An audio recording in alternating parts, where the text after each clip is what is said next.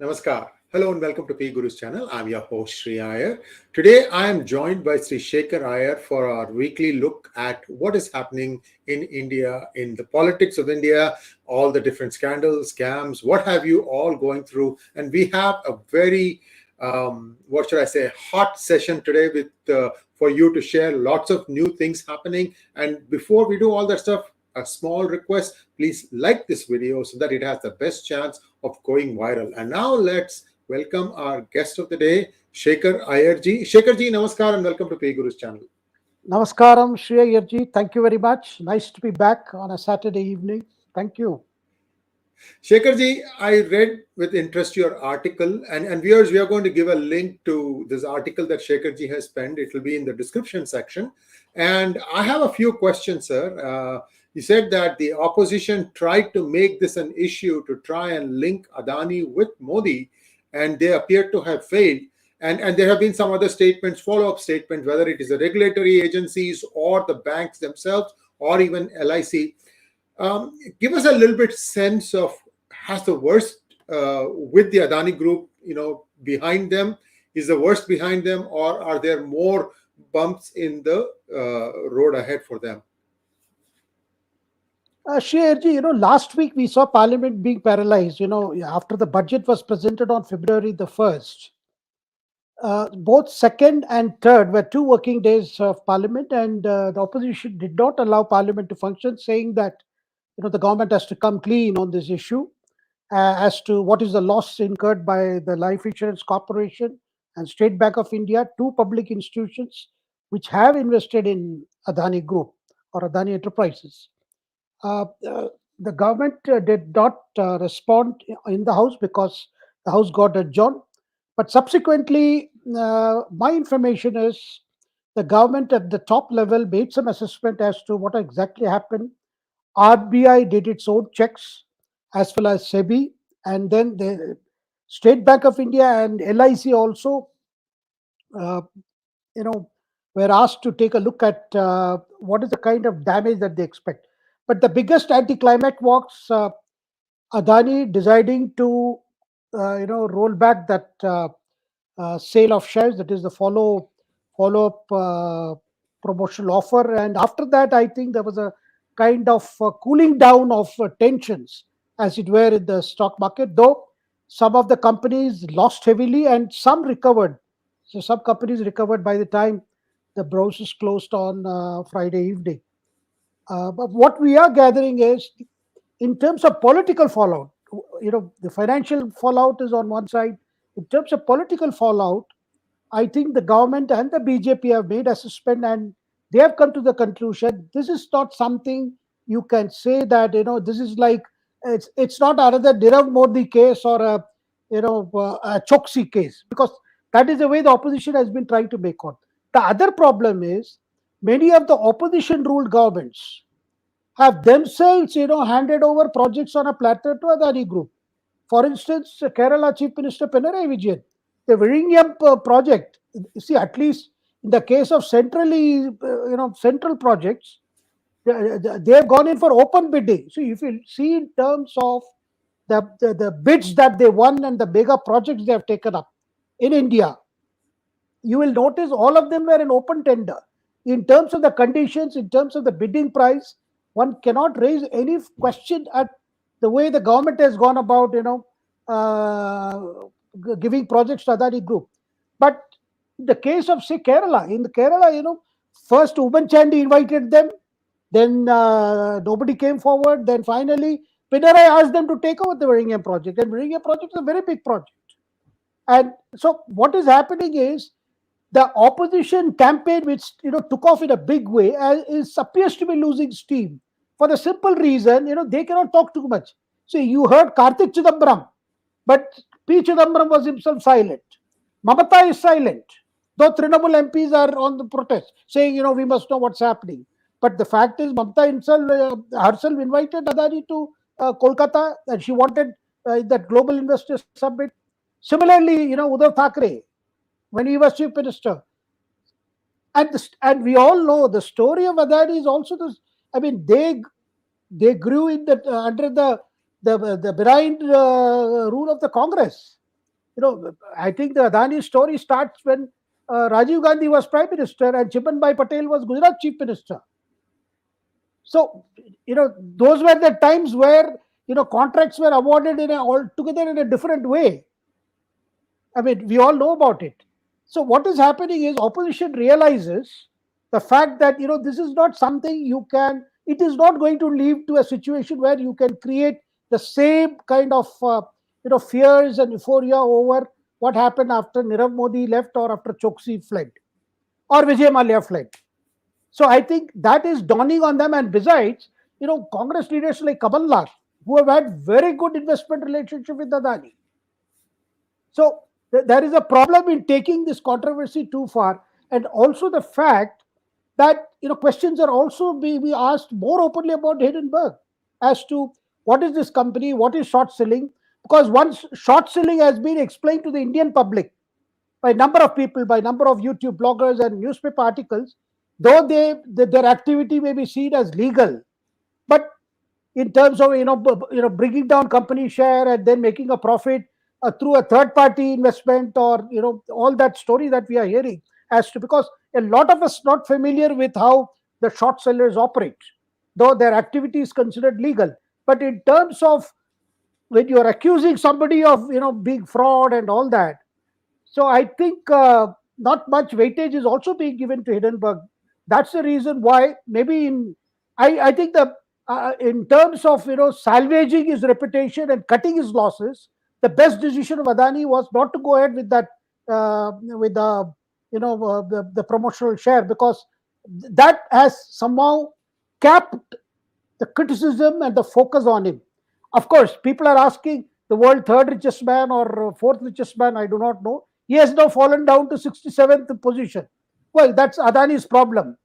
And the assessment by the strategists of the government is, that is not going to bother, and they are not going to appear to be, going out to protect Adani or do anything about it. But at the same time, there is concern if there is a dent in the reputation of Adani, or attempts are being made by other corporate groups who are unhappy with the way Adani has been buying up port in Israel or buying up projects elsewhere, or owning the biggest coal mine in the world in Australia and having ships to transport them.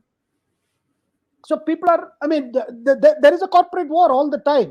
If you're doing well, if you're coming up, there are others out to pull you down. Now, this is a game which Adani must be playing himself, or must be knowing how to defend himself. So this is how the assessment of the government. So in terms of political fallout, I think that there is a change in the perception as to, because initially the government was indeed taken aback as to what is this happening, and why is it coming. I mean, without buying into the argument which the Adani tried to say that this is an attack on, it's not on him, but on India. Maybe there are other factors at work. One do not know, rather one does not know. But as of now, what we are seeing it is Adani has to, repair his own reputation, has to, take on his detractors, whoever they are, whether they are operating through proxy, one does not know. That's a different story.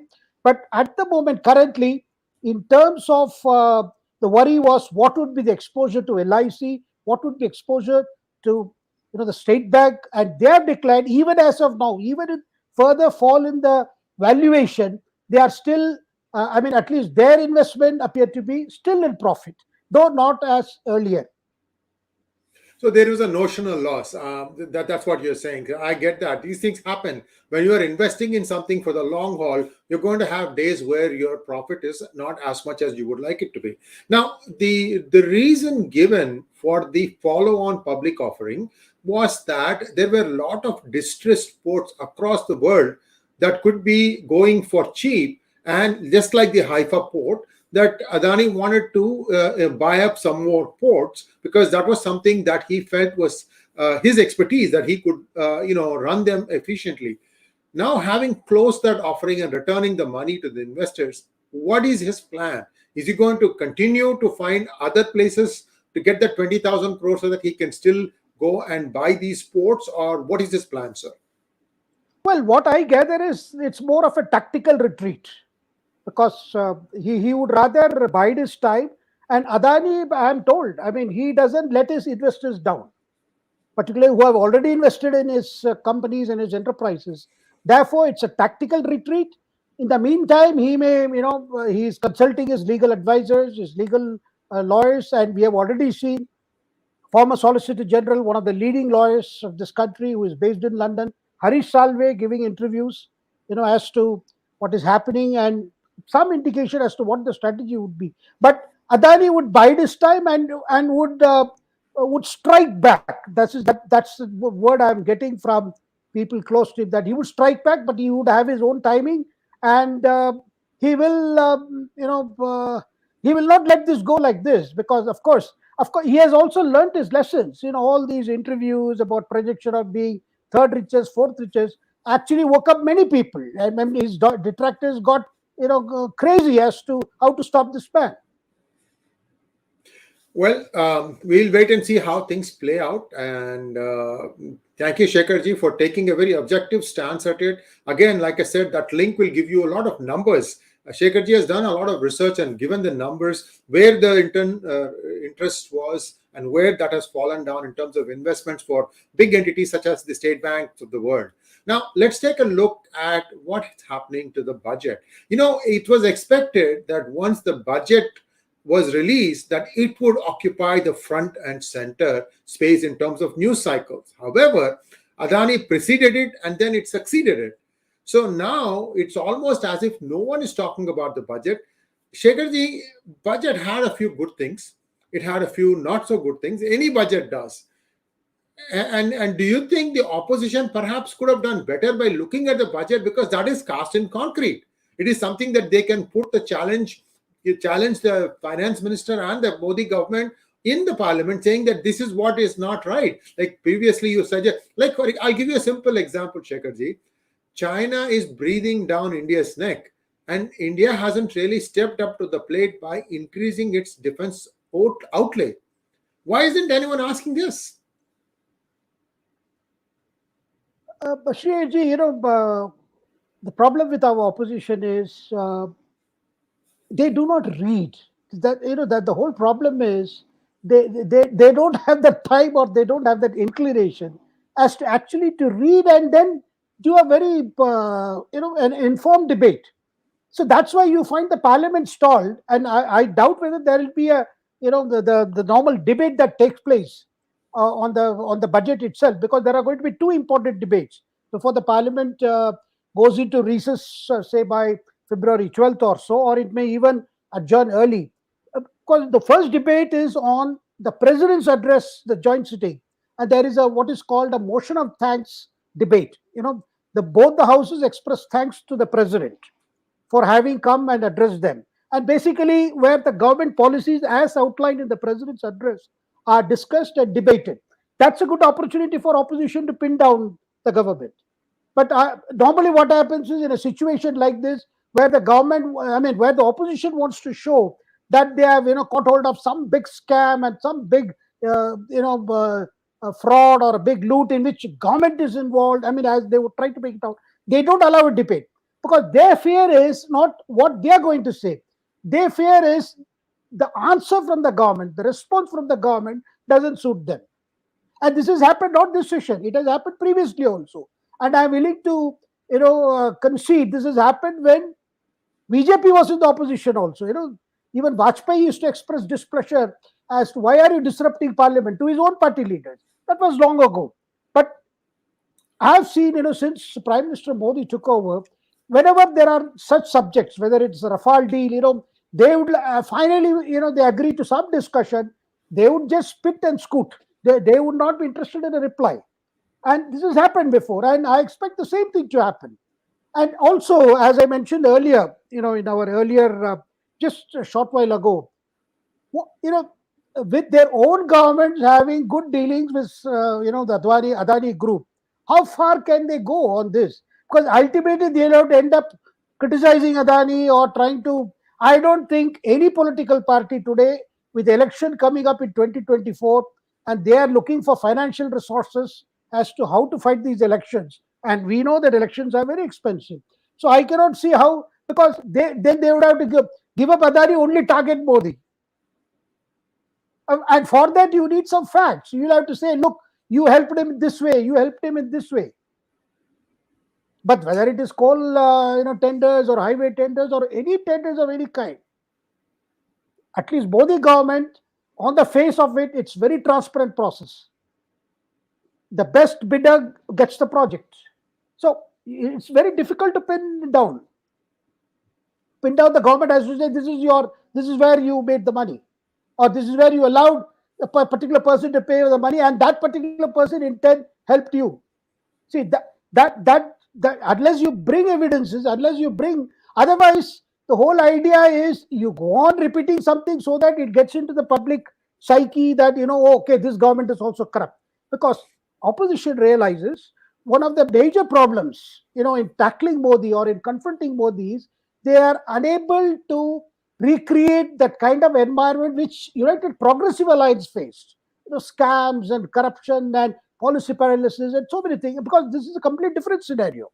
That is on one hand. On the other hand, what the opposition faces is also the fact, their own house is not ordered. Okay, the Bharat Jodo Yatra is over. And there is a feeling that are we back to square one? It got some publicity, there were controversies, and there was a lot of entertainment in focusing on Rahul Gandhi. That's all over. Rahul Gandhi and Priyanka played the snowball. I mean, they played with snowballs in Srinagar.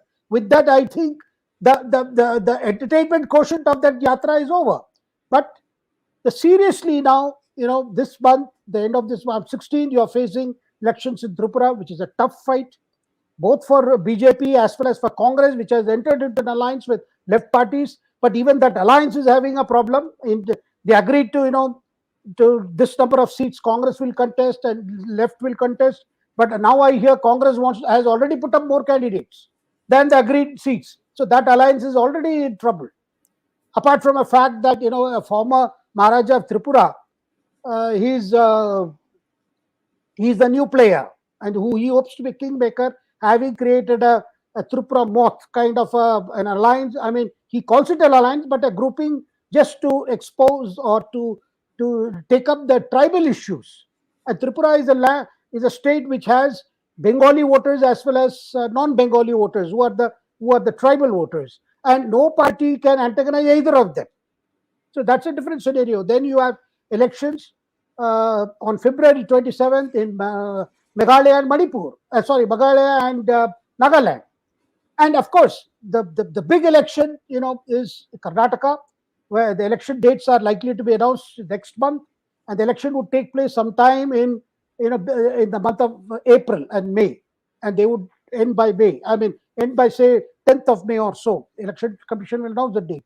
Now that election is an important election, and already today interesting changes have been made in the BJP management team for Karnataka. They have deputed the Education Minister Dharmendra Pradhan, who had handled it earlier, Karnataka, when it went through a very difficult time, when Yediyurappa had revolted. That was between 2011 and 2013. So they have deployed him, and along with that, surprises of all surprises, they have asked Annamalai, who is the Tamil Nadu BJP chief, to go to Karnataka as co-in charge. When Annamalai was all ready for his yatra, from Tiruchendur to cover all districts to re-energize BJP cadre in Tamil Nadu. So Tamil Nadu will wait for some time.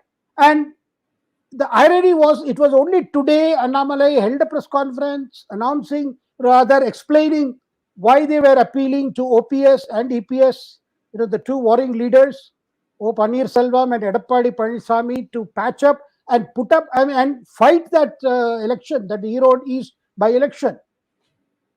And in fact saying that let Pannirselvam allow the candidate put up by EPS, who is also a former legislator, to fight that election. But more importantly, now Annamalai will shift for a next month or so to Karnataka. Now, why was he chosen? He's an IPS officer, very popular in Karnataka, knows the ground very well, and his input, and he can speak Kannada language also very well. So they are making changes, and the battle of Karnataka is the very important battle in the first half of this year. Okay, so I have a few questions lined up. Let's go back a little bit, Shekhar ji, and let's look at Tripura elections. From what I'm understanding, it's going to be a three-way fight. The BJP, the TMC, and the combine of Congress and communists. Is that correct, sir? Well, it's a BJP versus, of course, TMC is there, but TMC has lost steam, just as the Congress. If they had come together, if TMC, Congress, and left could have come together, I mean, theoretically speaking, then, the division in the non-BJP votes would be absolutely nil, and that would have posed a threat to BJP.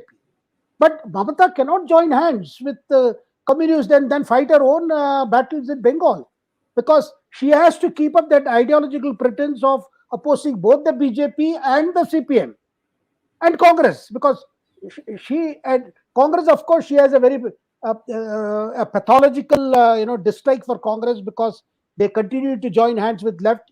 And already for the panchayat elections in West Bengal, the left parties and the Congress have agreed to join hands. So it's only a question of time. You will see the assembly elections when they take place in 2026. CPM and Congress will be together. So thank you for that clarification, sir. But before the BJP captured power, was it not the Trinamool Congress that was in power? No, it was CPM. The BJP. Oh, I see. The decimated CPM, not TMC. Yeah. Got it. CPM ruled Tripura for 27 years. Okay. And BJP displaced CPM. Okay. That was the biggest achievement of BJP in Tripura. So they have done one term. That was the last election, 2018. The CPM was routed after 27 years, and people wanted a change, and they voted for BJP. And of course, under Biplab Dev, who was the chief minister, a lot of things were done, but then there were problems with his style of functioning, with his interaction with other leaders. So they had to go for a chief minister just few months before this assembly elections. And Mamata's problem is, the Trinamool created its, base in the Congress, in Tripura, by getting leaders from Congress party. Mamata finished Congress in Tripura. That's how a lot of our leaders came from the Congress. So, and then by the end of it, when the election took place in 2018, the Trinamool could not put up a fight. And BJP worked hard in all the constituencies, and they had an alliance with that Indigenous People's Front of Tripura, which is actually which is a tribal front. And 60 seats are there in Tripura, and 20 seats are reserved for tribals. Now, BJP and this Tripura Moth had negotiations, but then the Tripura Moth was insisting on, in writing, promise that BJP will agree to create a greater, Tripura land, meaning the greater tribal land, which obviously, you're already having problem in Nagaland in your discussions with those Naga groups, asking them to give up their demand for greater Nagaland, because the greater Nagaland is supposed to include areas where Nagas inhabit in Manipur and in other neighboring states, which that's not an easy thing to be done. So that is why it's still hanging, though, because of the Nagaland assembly elections. I gather Home Minister Amit Shah has been talking to some of the groups to somehow convey to them that just before assembly elections that there will be a Naga deal soon, and a deal for permanent peace in Nagaland. Thank you so much, Shekharji. Last question on Tripura before we go to the bigger thing, which is Karnataka and then Tamil Nadu. Last question on Tripura. The king of Tripura, I believe that is one of the scions, was the royal dynasty scions was Sachin Dev Burman, the great music composer. His son, of course, Sachin Dev Burman, cut his links with the royalty and so on and so forth. That's a story for a different day. But this king's party, are they going to fight it alone, or are they looking for coalition partners? No, they have decided to put up candidates in all the 60 seats. Okay, because, so they're going it alone. Okay, they are going it alone, and he has said, come what may, we are going to fight it alone. I mean, because neither Congress and left parties could give that undertaking that we will work towards your greater Tripura land. So the problem is, if you try to woo the tribal voters, the Bengali voters will, they will get very upset, because it's a difficult balance, and Bengali settlers have come over the, over, I would rather even say at least over a couple of centuries. the indigenous people have been there. Initially, if you recall, there was a insurgency in Tripura where these tribal groups, there was the Tripura National Volunteer Force, TNV, which had to be, the army was deployed there to, end the insurgency there. Then there was the Tripura Accord, where some of those parties came in, and there was an alliance with Congress for some time. I mean, this happened during the Rajiv Gandhi's period. Subsequently, they got the development council, a council to take care of their, but the ultimate thing is they want more autonomy in those areas at least. But then, sir, Tripura is a border state. It has a huge border, I mean, a lengthy border with Bangladesh, and there is an active trade between Tripura and Bangladesh. There have been, negotiations going on for whether a train can be run from Kolkata to Agartala via Tripura. I mean, already work is going on there. Via Bangladesh with limited stops in between. Got it. Yeah, limited stops in between. And it's an active border and an active trade is there. So at this time, to encourage, in the name of indigenous people's aspiration. So, but definitely they need attention, they need more care, they need more package to, to address their problems of education, healthcare, and things like that. So, to be fair to the Modi administration, isn't it the first time that Agartala is now connected to mainland India via rail link now? That you can have a broad gauge line that goes the length from Agartala all the way through Dibrugarh and all that stuff into the mainland, sir? Exactly. There is in fact a Rajdhani running between Delhi and Agartala. So I mean, and what I'm trying to say is, from a certain backwardness, this Modi government has earnestly worked towards not only rail lines, but have also done a lot of road links. And now, like you said, they are trying to create a corridor so that from Kolkata you can get quickly across to Agartala. So these are all good initiatives that the government has done. Would you say, sir, is that it is advantage BJP going into these elections in Tripura? No, definitely. The last 5 years, they have been able to show a lot of, development works. A lot of things have been taken up. But the problem for the BJP was its own internal problem. When the BJP went to polls in 2018, they too got some people from the Congress. And those between the original BJP and the people who have come, because the BJP has been absorbing people from other parties where they were weak earlier, or they were in that nascent stage. So the problem is once they are in, everybody hankers for a post. There is difficulty in political management. But Biplab Deb was a very effective chief minister, very active chief minister, but there were other problems. Particularly, there were number 2 and number 3 in the party who could not adjust with him. And the BJP leadership, the central leadership felt, with this kind of dissensions in the party, which were not open, but the rumblings were, too far and too loud for the central leadership to realize that Biplab Deb had to, was told to take a back seat, come to become a Rajya Sabha member, but he is also out in the campaign. He is also campaigning there. Well, we'll wait and see how things play out there. Now, let's take a look at Karnataka. A sign that BJP is on a sticky wicket is the announcement that Annamalai is going to be a whatever you want to call it, chairperson for the Karnataka elections, person in charge.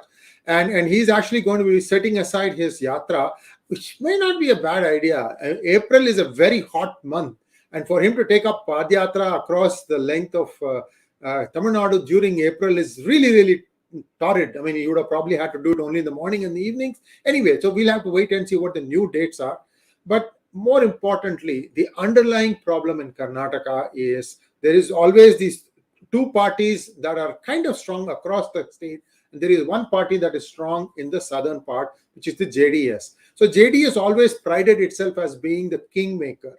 How do you see things change with the advent of Annamalai, where they can say, BJP can say, look, we've got a clean guy and so on and so forth. But how clean was the Yediyurappa government followed by the Bommai government, sir?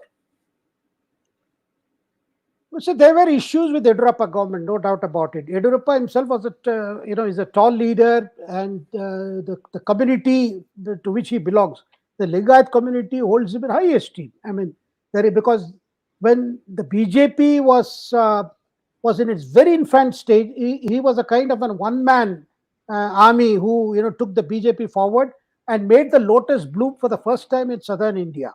So therefore, he has his importance and thing. And but the problem was Yediyurappa's style of functioning also raised questions, and his desperation to ensure that BJP comes to power made him keep company with some people, which raised a lot of questions. For instance, the Bellari brothers. So that thing has been there, but then he is immensely popular.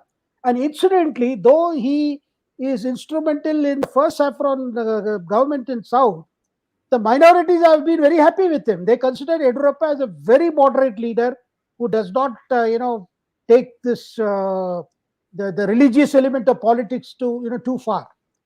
So he is considered a kind of a liberal in terms of the BJP's politics in Karnataka.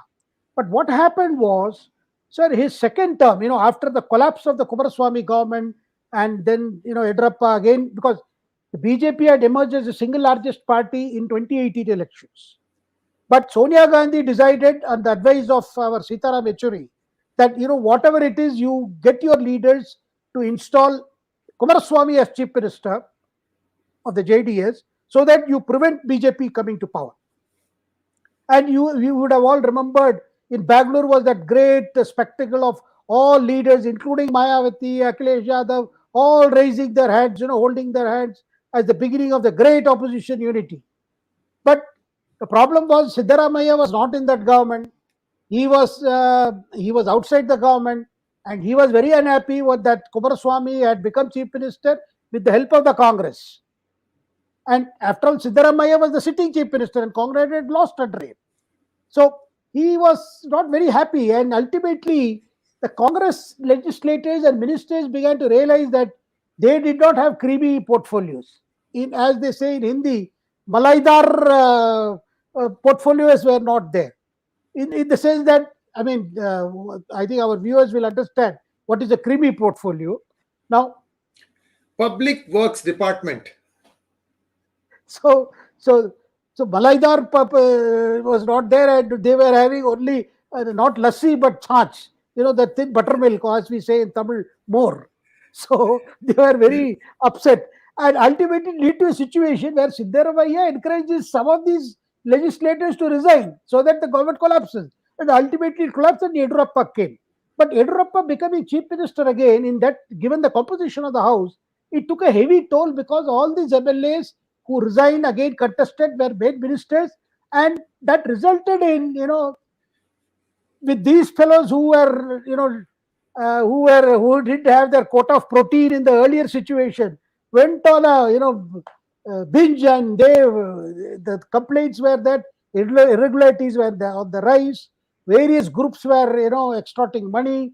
So that kind of situation, and also the family of Yediyurappa came in focus. His daughter, his sons, and their sambandhis, their relatives, they were all seemed to be making a lot of hay under Yediyurappa being the son of the family. So it led to a situation where, and he was also aging, and he began to have health issues.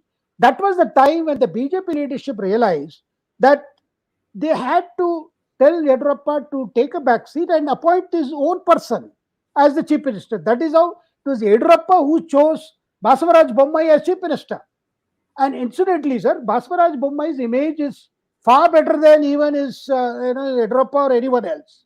But his problem is managing this motley lot, and he himself is not from the original BJP, and managing all these a lot of recalcitrant elements. It was quite a task. But what I gather, a friend of mine who is into psephology, and he just told me that 6 months ago the BJP was in a very bad shape, and over the last couple of months they have improved the situation, and they say if an election were to be held, they would get close to, say, somewhere around 80-85 seats. But the multiplying force would be, the force multiplier would be Prime Minister Modi, because Prime Minister Modi still commands a lot of popularity in Karnataka, because we saw in the last Lok Sabha elections, BJP won 28 of all, I mean, 28 out of all the 28 seats from that state. And if Prime Minister Modi again takes up, campaigning in a very big way, I believe he is going to the state again on February the 6th to inaugurate some projects. So if there is more vigorous campaign and a more electrifying campaign by Modi, then the BJP would be able to get those additional votes and increase the tally close to 100, or maybe even a little more than 100. At the same time, there is problem in the Congress, because what I gather from my sources in the Congress is still DK Shivkumar, 𝙤𝙬𝙬, now you have new players like Parameshwara, who was president of the Karnataka Pradesh Congress Committee. He has been unhappy that why is it always tossed between Shivkumar and 𝙤𝙬𝙬. What about me? So there is a lot of problem there. Also, sir, there is the Congress party has asked it's whoever applies for the ticket, they have to buy the form for 2 lakh rupees. And there is already stories going around that is 2 lakhs is only for the application form, and they may have to come with the earnest money of at least 2 crore. And you do not essentially know it's going to be bidding. It's going to be an auction. It's going to be a bidding. No, but auction, at least let there be a one source. There may be multi sources there may be multi bidding. Well, you forgot to mention Mr. Kharge, sir. He's also a man who might be having chief ministerial ambitions in Karnataka. So that you never know. Remember in Pondicherry, a rank outsider who never contested became the chief minister, Narayan Swamy. Remember that, sir? I do remember, sir. I do remember him for the simple fact. I cannot forget that picture of him picking up the slippers of Rahul Gandhi or shoes of Rahul Gandhi. He did a Bharata, sir. So, that was his claim to fame and claim to loyalty. And he was imposed there. And then, and his long duel with Kiran Bedi, who was lieutenant governor, and, that left him gasping for breath for a long time.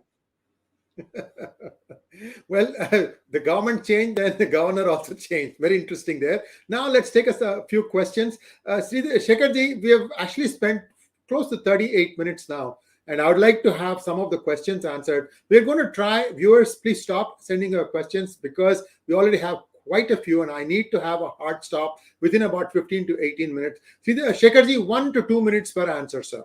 Thank you. First question, please. Akash wants to know, why is BJP not cracking down on anti-incumbency in Madhya Pradesh, Karnataka? Why is BJP wanting to defeat BJP? That's a good question. All questions are good. Never mind. No, that's a challenge for a party like BJP. Where, say, in Gujarat, they could go for a surgical strike, in the sense they dropped a lot of MLAs, a lot of ministers. Just a year ago, they brought a complete greenhorn, that is the Bhupendra Patel, and it worked. It worked because the Modi was actually the double engine. He pulled the BJP out of a I would say a crisis caused by so many anti-incumbency factors at work, and the Modi's challenge was another. It was a personal challenge to him because he wanted the 7th mandate in a row to show that the people are reposing faith in the BJP by giving them more number of seats, rather a record number of seats. And that's what finally happened. BJP won 157 seats out of 184 seats. So similarly, the problem in Madhya Pradesh, Shivraj Singh Chauhan has done now almost 4 terms. This will be his 4th term. He has already done, this is the 4th term running now. And as he is known, Mamaji, the BJP hopefully, would hope for a change of leadership if it were to come back to power again. But one does not know, because here again the problem is, in order to pull down the Kamal Nath government, they got a lot of Congress leaders to come. It was led by, Jyotiraditya Scindia. Yeah. Of course, many of them got elected. But again, the problem is when you go for shortcuts and then there are, old loyalists and new loyalists, just as in Karnataka. See, they consider 𝙤𝙬𝙬 as the new leader. He is not the part of the old traditional Congress like DK Shivkumar or Kharge. He's a JDS man, sir. He's a JDS man. He's a JDS man who had a falling out because they were going to favor his own son. Simple as that. So the whole problem is anti-incumbency involves the MLA. The anti-incumbency involves the minister. So I do not know. I'm told in Karnataka they are not very sure whether they can drop a lot of leaders, because those leaders in their own pockets, they can win their seat. So if you want to go for a big change, then you will have to encourage newer elements. But given the scenario in Karnataka today, I doubt BJP would dare to do anything as they did in Gujarat. It is believed that Siddaramaiah gave Annamalai, the IPS officer, more leeway than perhaps others as a chief minister, but that's just a hearsay. I don't know if it's right or wrong. Let's go to the next question. Venkataraman wants to know, the ADMK problem started with EPS being a silent spectator to water bottle being thrown at OPS and later preventing him from contesting the general secretary election. It would get over. What's the next part, please? Next question. This is not complete. If OPS contests and loses the election, what prevents EPS from allowing OPS to contest for the general secretary position, given that anyway OPS doesn't have the numbers? Sir, it is, it baffles all of us, all our watchers, as to what's going on in, Anitindya, Anna Dravida Budget. They were in power due to Jayalalitha's legacy. And somehow till when they were, after Jayalalitha's death, with all that problem, Shashikala going to jail, and TTV Dinakaran, had to leave the party. The constant message from the Prime Minister to these leaders were, unite for God's sake. Now, the time is ripe in Tamil Nadu now, because people have already seen almost the 2-year rule of DMK. And DMK leaders themselves, concede that this has been one of the most lackluster performance by any government in its first 2 years. And it has been upsetting even the DMK leaders. And that this is the best time for the ADMK to unite. But that's not happening. And EPS commands a lot of, following in the party, in the general council, cutting across the so-called caste lines. Though he is a gounder from Coimbatore, he has got a lot of even Tevar leaders with him. He has got a lot of one-year leaders who are backing him. Now, Pandir Selvam is actually playing spoil sport. I do not know for what reason. And he's all, because what I hear among the ADK leaders, he's more bothered about his future of his sons and his family. And at the same time, he perhaps, I do not know how true it is, but it is said that he has some contacts with the DMK, and perhaps DMK is also encouraging OPS, you don't leave your ground. Now, whole trouble is over the two-leaf symbol. Without the symbol and without a charismatic face to lead them, I mean, it will be difficult for ADMK to revive itself. So we saw the last couple of days, the CT Ravi, BJP Gen Secretary in charge of Tamil Nadu, going there, meeting the two leaders, telling them, for heaven's sake, for God's sake, don't lose this opportunity in this by-election, Erode by-election. At least, sir, by-elections in Tamil Nadu sometimes have proved to be, have to be, I mean, they have been great, the political change after by-elections. So therefore, this was a good opportunity. But I do not know what is going to happen. And both the people have put up candidate, but then we are going to see, February 7th is the last date for withdrawal. If OPS gets his person to withdraw, perhaps one can see some fight being put up. But then the voters said this is a by-election because Ilangovan's son, passed away. So there is already an element of sympathy factor for the Ilangovan family. The Congress decided to put up Ilangovan himself, EVK Ilangovan, who happens to be, Periyar's brother's grandson. So here, what we can expect in Erode is at least the opposition can show some numbers as to look, at least reduce the margin of victory. But then I do not know what is preventing this coming together. Is it the DMK is working on some of these factions, or are there other interests involved? One does not know. But Tamil Nadu needs an opposition, and if that is why even BJP realizes its ground situation. They would, because today also Annamalai was emphasizing, we are with our alliance partner Atimuka, Anitindya, Anna Dravida Munnetra Kazhagam. So therefore, we want that the fight should be united fight. At least show the ground reality to the DMK. One easy way would have been to have told ADMK, guys, you resolve this thing, and until then BJP will contest this seat. That would have been an easy way out. But then, of course, Nobody thinks out of the box. Mangat Ranga wants to know, Namaskaram, by supporting a shady analysis, the opposition has supported a huge loss by Indian investors. By trying to turn the issue against Modi ji, the nation is losing its prestige. Isn't it disappointing?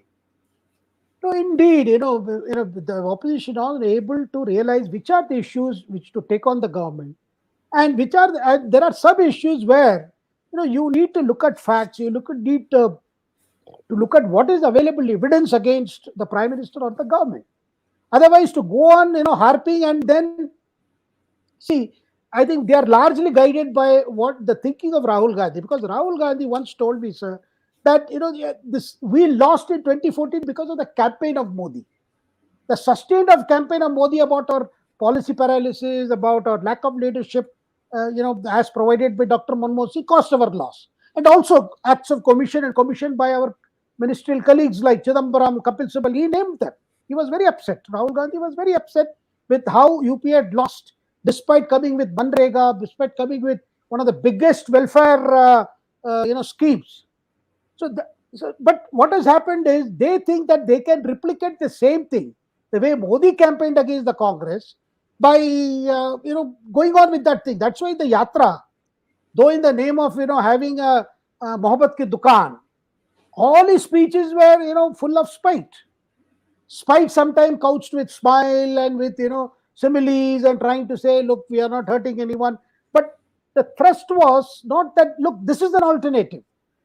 This is what we are going to do. Or at least start by saying, look, we made mistakes. We don't want to repeat those mistakes. Even there was no honest attempt. So consequently, what you saw was he goes up to Kashmir Valley, talks about lives being lost, about the situation there, without saying a word about what was the origin of Kashmir problem. Who had kept terrorism going there? It was made out as if the BJP is responsible for all that has happened. Sir, that people don't accept, number one. Number two, you may say anything in Srinagar, after playing in snow. But whatever you say in Srinagar will have reverberations in Bombay, Delhi, Chennai, Bangalore, everywhere. Lucknow, Bhopal, because you are going there and saying things which the rest of India, because the rest of India is not upset with the removal of Article 370. To say that rest of India does not matter 370, no, there are problems. And BJP has never been, mincing words about Article 370. Right from the beginning, they have said that. They put it in the manifesto also. So just as, the India going for Pokhran 2 was in the BJP manifesto when Vajpayee became Prime Minister in 1998. So, Congress has to be bold. And other problem is, sir, you are constantly attacking the merchant class, the business class. I mean, constantly taking a position which is very radical left. And Congress party is not a left party. And to encourage people and have for company in Yatra, people who just believe in extreme radical left. In other words, they believe some new India will be born out of, anarchy everywhere. That kind of approach will not get voters. You need, because Congress left its middle space or the centrist space when Sonia Gandhi took over, sir. The United Progressive Alliance, was a period, I would say, Congress gradually left a centrist space. After Narasimha Rao, you see, in terms of policies, that the economic liberalization that came, finally you ended up, by the time UPA got over, even Manmohan Singh had difficulty in convincing his colleagues. Take, for instance, the new pension scheme. Several things which Manmohan Singh wanted to do, they did allow. In the first UPA, the left parties did not allow. The second thing, and lot of time was wasted on the nuclear deal. And which In fact, people may forget, but the truth is that BJP supported the government for the nuclear deal. That was one of the key reasons why the nuclear deal went through. Because the people inside the UPA coalition who were against it realized that it doesn't matter whether they liked it or not. BJP was going to be solidly behind Manmohan Singh for that specific deal. So, interesting stuff happened. Sir, finish this thing and we'll go on to the next question, sir. Yes, sir. So therefore, when it comes to, I think, issues in which India's interest is involved, the opposition will not lose face if they happen to cooperate with the government, or at least show that they are with the government in crisis.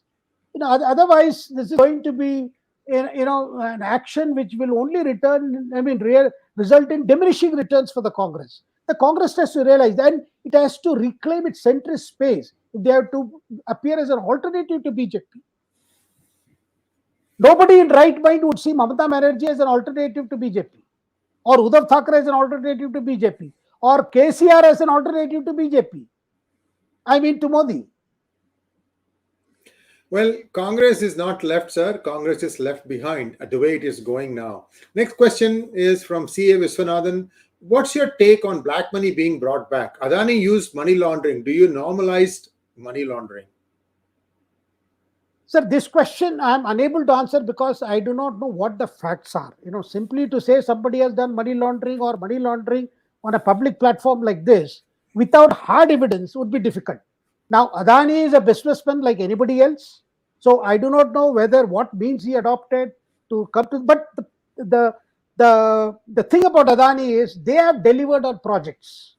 Whichever projects they have undertaken, starting from Mundra Port, they have delivered the project, and the confidence in him by even opposition leaders who are running governments is at least this man will deliver on projects. And then he has a way about going and delivering projects. So therefore, as to whether he has questionable means in his business, I do not know. Honestly, I do not know. Rather, I would look forward to some evidence before declaring somebody as indulging in this or that practice, which I would feel as a journalist would not be fair to anybody, X, Y, Z, anybody. Next question, please. Haridas wants to know why BJP is not attacking P. Chidambaram on his wife's involvement in Sarada scam. Chidambaram is on a weak wicket. Time is right for BJP to attack Chidambaram and push Rahul and Congress to the wall. They have already sent him to jail, sir. He spent jail. He's India's only finance minister who has seen the interiors of Tihar jail. He has already, done so much. And this particular case is an ongoing case. And it's not a very comfortable for that family, which was once very powerful family. So therefore, I don't think they need to, do something further, because one thing is clear: when it comes to Chidambaram or Kartik Chidambaram or anybody else, I don't think the central agency would be sparing them. Next question, please. K. Ramakrishna wants to know, any updates on Telangana politics after KCR's patch up with Raj Bhavan? Now KCR to address rally in Maharashtra.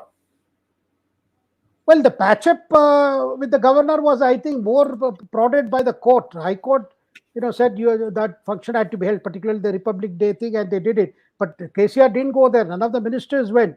I don't think KCR will be any mood now to show a patch-up. But he also realizes that things are not working out the way he expected.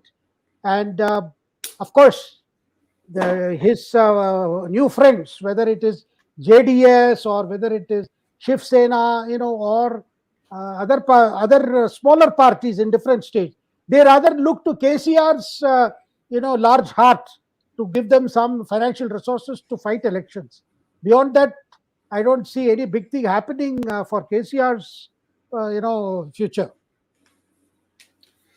Next question, please. How's it going? The center and regulatory agencies are now investigating Adani companies. Has this come a little too late? Maybe the Hindenburg can be preempted? Well, I don't think how it could have been preempted. The question is, as of now, he has not committed any offense as far as our laws are concerned. So the question is, the regulators will definitely look into what has happened, whether because all these companies, even the so-called shell companies, have also been listed. They are part of the documents, they are the part of the filings with the regulators. So therefore, these regulators will definitely be going through those documents again, whether anything has not been disclosed, whether any offense has been made out. Then perhaps we will see. Next question, please. Okay, that's about it. Thank you very much, Shekhar ji, and viewers, please like, share and subscribe to our channel. Don't forget to click on the bell button for notifications. Your support is vital to us. We're making good strides, but we would like to gallop. And we would like to get to that 1 million subscriber mark as quickly as possible. With your help, we can do it sooner rather than later. Shekhar ji, thank you once again, sir. Namaskaram. Namaskaram. Thank you very much, sir.